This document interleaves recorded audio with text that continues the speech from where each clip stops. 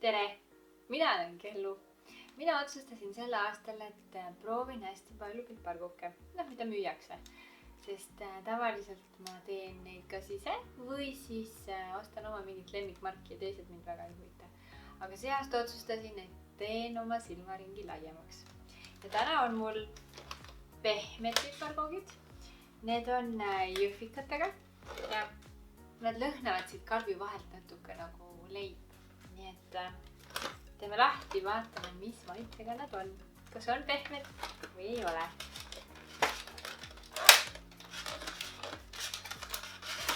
Mulle see pakend tuletab meelde seda, kuidas vanasti vanaemaga läksime kondiitripoodi. Mõnes väikeses maakohas olid niimoodi, et kondiitripoed olid suurest poest veel eraldi ja seal siis müüdi küpsiseid ja pesekooke ja asju siukse karbi sees, nii et natukene niuke nagu nostalgia tuleb neid vaadates peale. Me teeme lahti.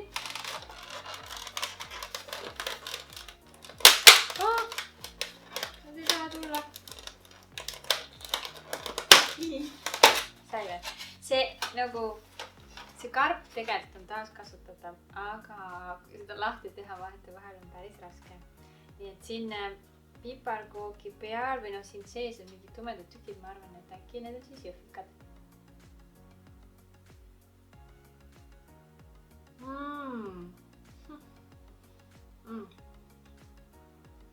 Ta midagi, ta oleks nagu piparkoogi maitseline leib.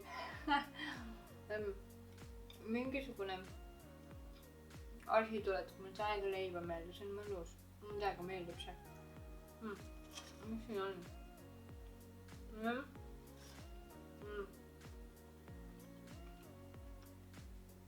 Odralinnas ekstrakt.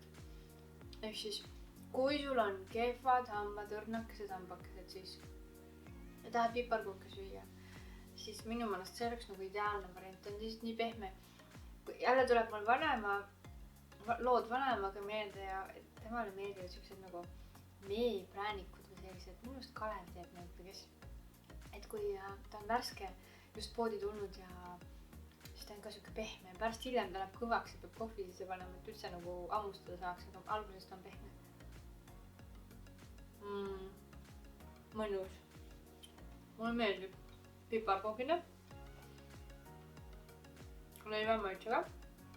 Ei ole nagu koostuse poolest leib, on ikkagi nagu isegi natuke nagu keeks või midagi sellist. Aga ta on täiega hea. Minu meelest jõhvikat ma ei tunne siin. Et jõhvikas on nii nagu õrnakene siin või igast muud asjaga on. See leivamaitse on nagu peamine. Mul on siuke tunne, et mul on kõik hamba vahet praegu piparkookide ees.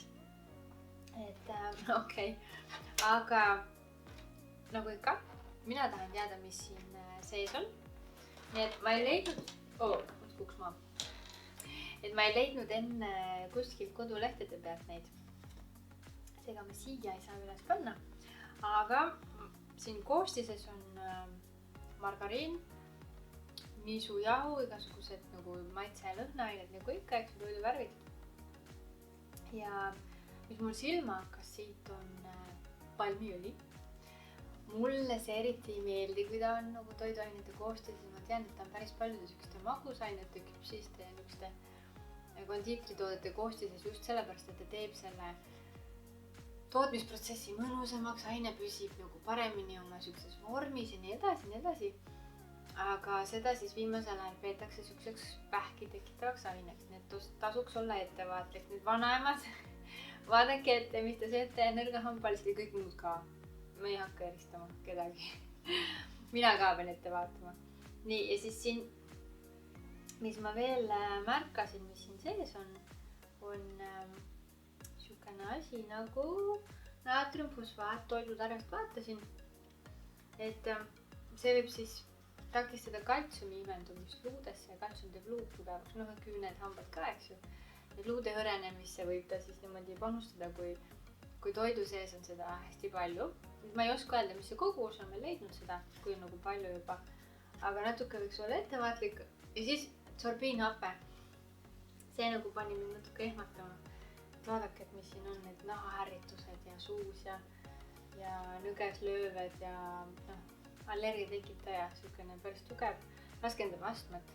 Ja siis ma mõtlesin küll, et kui sa juba nagu, kus mu maha kukkunud see kook on et kui sa juba nagu teed sellise, mis tegelikult maitseb hästi, ta on mõeldud ikkagi nagu inimest selles mõttes üllatama ja meelitama, et oma magusaisu saaks täis ja kõik siuksed nagu, et tal oleks nagu hea niimoodi närida seda.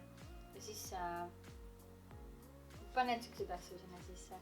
Et muidugi ma ei ole kondiiter ja ma ei ole nagu ka toiduteadlane, ma ei oska öelda, et palju seda siin on, et võib-olla ta nagu noh, ei mõjugi tegelikult reaalselt niimoodi, et ta on nii vähe, aga mõtle, kui satub keegi selline suur piparkoogifänn või koogifänn ja tal on kogu aeg see sorbiinhappe sees toitudes, siis no jaa, et igaüks peab ikka ise vaatama, mis ta sööb, see on tõsi, aga noh, ma sööks seda piparkooki, aga ma ei julge, sellepärast, et ma olen leidnud, et mõned asjad siin sees ei ole eriti head.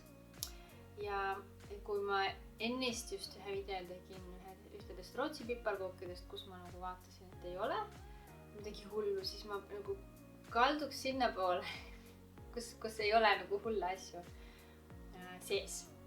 Ja sellepärast see pani mind natukene muretsema, aga muidu on ta nagu piparkook ikka, siukese keskmise kaloraažiga 435 kilokalorit saab siit ja rasva on sellest umbes 20% on ju, suhkrut pea 30. Natukene küllastunud rasvhappeid on palju, et sellega tasuks olla ettevaatlik. Aga muidu nagu maiustus ikka.